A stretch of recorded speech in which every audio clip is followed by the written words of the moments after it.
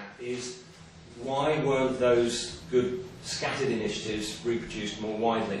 And here I'm more onto hypotheses rather than sort of what's evidence out there. I think the dependence on superhuman leaders is one crucial thing, and one of the priorities I would highlight in this sector is the need to basically sort of understand and, if you like, systematise good things that have already happened so that they can be done by regular humans and not superhumans.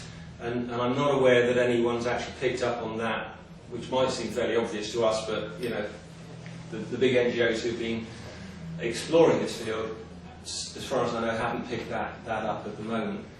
A second issue is really the lack of support and understanding and active enabling from some key players. So, as far as I can see, there have been a few local government authorities that have been quite active in understanding this, but most really don't get this at all. You know, they've been dragged into looking at climate change and terrorism by the government, by events. But the wider issue of actively building the resilience of their communities, most local authorities just kind of they're in survival mode. They don't see that as part of their remit. Similarly, national government. My suspicion is that UK national government is just overwhelmed by its own agenda and really doesn't want to kind of take on anything like community resilience. Whether that changes after the sort of current crisis, we'll see. I think another big sector of our economy that could help massively with this if it got on board is the business sector. I mean, I've worked in mainstream business. I've worked kind of well outside it, and after a long period, I still struggle with whether you can actually engage mainstream business in this agenda or whether you should give up and bypass it. And there are some quite eloquent people arguing both sides of that. We can come back to that one if you're interested. But just put it this way, if you could get a substantial engagement in the resilience agenda by large businesses and local businesses, it would make a huge difference.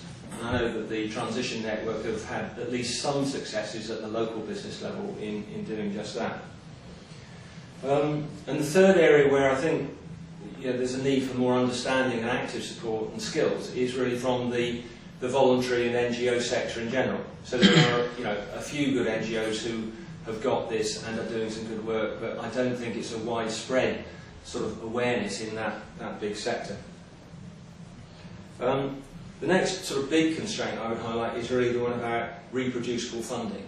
So, having looked at quite a lot of funding over various projects in my time, I would say that there are probably at least three sectors or sources of funding that could be looked at. One is community funding. I mean, it can happen. There aren't easy legal and financial models for it. There aren't sort of tax efficient models for it. So there's some things that could make that much easier than it currently is. Secondly, what you call social venture models or social enterprise models. So the idea of using capital for a social benefit, I think, has huge relevance to the community resilience sector. And the third thing would be grant funding.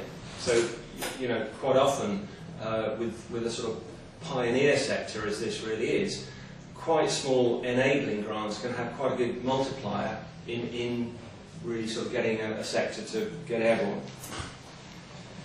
And the last sort of major limit on all of this, I would say, is the general unwillingness of most people to actually face the issues, get past that sense of helplessness and get actively involved.